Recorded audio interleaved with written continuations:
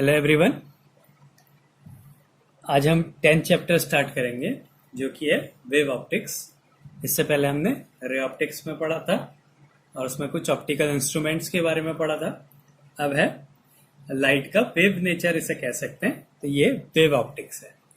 अब आगे हम जो दो चैप्टर्स पढ़ेंगे, एक वेव ऑप्टिक्स और एक ड्यूअल नेचर, ये एक दूसरे से बिल्कुल रिलेटेड टॉपिक है और वो दोनों जो है इस थ्योरी पे बेस्ड है जो हाइगेंस की थ्योरी थी। इस थ्योरी के बारे में अब हम आगे के दो चैप्टर्स में पढ़ेंगे, तो ये काफी इंपॉर्टेंट हो जाती है आगे के दो चैप्टर्स के लिए।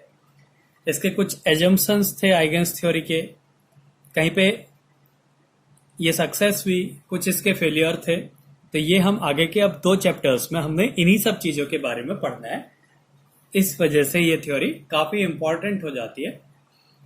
तो हाइगेंस ने कहा कि जो लाइट है उसका वेव नेचर है। इस थ्योरी के अकॉर्डिंग लाइट का जो नेचर होता है वो वेव नेचर होता है। अब उन्होंने ये बताया कि कैसे वेव फ्रंट्स, जो वेव प्रोपेगेट होती थी उसमें जो है वेव फ्रंट्स बनते थे इस तरीके से। ये भी हम आगे पढ़ेंगे। ये खाली समरी टाइप में है, इसको हम आगे को एक्सप्लेन करेंगे। तो हाइगेंस ने ये बोला कि जो लाइट होती है वो वेव्स की फॉर्म में जाती है और उसमें कुछ वेव फ्रंट्स बनता है। तो हाइगेंस की थ्योरी के में ये बताया गया कि ये कैसे बनते हैं और कैसे प्रोपेगेट करते हैं। तो एक थ्योरी क्या थी? This theory explains how wave fronts are formed and how they propagate. ये कैसे बनते हैं और कैसे प्रोपेगेट करते हैं। अब इस थ्योरी के एजम्पशंस क्या थे?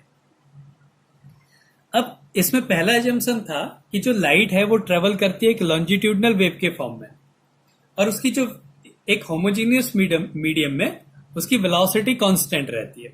ये पहला एजम्पशन था कि light travels in the form of longitudinal wave. Light का जो नेचर बताया गया इस थ्योरम के अकॉर्डिंग वो लॉन्जिट्यूडनल नेचर था और उसमें जो वेलोसिटी होती थी वो यूनिफॉर्म वेलोसिटी बताई गई अगर मीडियम होमोजीनियस मीडियम है। तो ये इसका पहला एजम्पशन था। बाद में ये पता चला कि जो लाइट का नेचर होता है वो ट्रांसवर्सल नेचर होता है, लेकिन इसमें ये एजम्पशंस थे कि जो लाइट का नेचर होता है वो लॉन्जिट्यूडनल नेचर होता है। तो लाइट जो है वो लॉन्जिट्यूडनल वेव्स के फॉर्म में ट्रेवल करती है और यूनिफॉर्म वेलोसिटी से मूव करती है अगर मीडियम कैसा है? होमोजीनियस मीडियम है। ये पहला एजम्पशन था। दूसरा एजम्पशन ये था कि different colours are due to different wavelengths of waves. जो कलर चेंज होते हैं, जो अलग अलग कलर्स हमें दिखाई देते हैं, वो वेवलेंथ के, अलग अलग वेवलेंथ के कारण हमें अलग अलग कलर्स दिखाई देते हैं। ये इसका एक और एजम्पशन था। बाद में ये हमें ये पता चलेगा कि जो कलर्स हैं वो वेवलेंथ पे डिपेंड नहीं करता, वो फ्रीक्वेंसी पे डिपेंड करता है। तो यहां पे ये इसका सेकेंड एजम्पशन है, different colours are due to different wavelengths of wave. तो थर्ड एजम्पशन था when wave enters in our eye gives energy and we have sensation of light। अगर लाइट हमारी आंख में पड़ती है तो हमें एक एनर्जी मिलती है जिसके कारण हमें सेंसेशन होता है और हमें लाइट दिखाई देती है। तो ये इसका थर्ड एजम्पशन था इस थ्योरी का। फिर उन्होंने ये बताया कि इसके लिए थोड़ा सा था कि लॉन्जिट्यूडनल जो नेचर था उसके लिए था कि जो लाइट होती है वो एक हाइपोथेटिकल मीडियम में ट्रेवल करती है जो कि हर जगह पे प्रेजेंट है और उस हाइपोथेटिकल मीडियम को बोला ईथर। तो waves are formed in hypothetical medium और उस हाइपोथेटिक मतलब ये खुद से माना गया एक मीडियम है ether which is present everywhere in the universe. ये इसका एजम्पशन था, लेकिन बाद में ये जो ईथर, जो ये हाइपोथेटिकल मीडियम है, ये वेव थ्योरी इसको प्रूफ नहीं कर पाई कि ये कहाँ है ये मीडियम। तो ये इसके कुछ एजम्पशंस थे। तो हाइगेंस थ्योरी क्या थी? हाइगेंस थ्योरी ये बताती है कि वेव्स कैसे प्रोपेगेट करती है और वेव फ्रंट्स कैसे बनते हैं।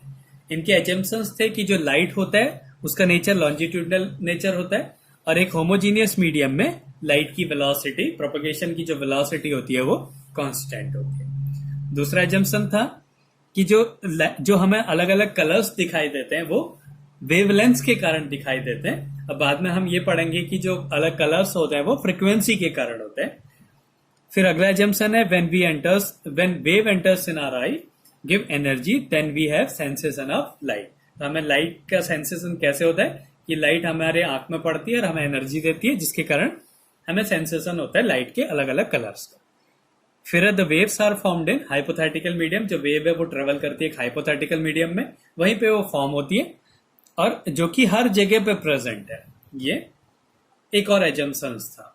अब ये जो वेव नेचर है ये बहुत जगह, ये हाइगेंस की जो थ्योरी है ये सक्सेस भी रही।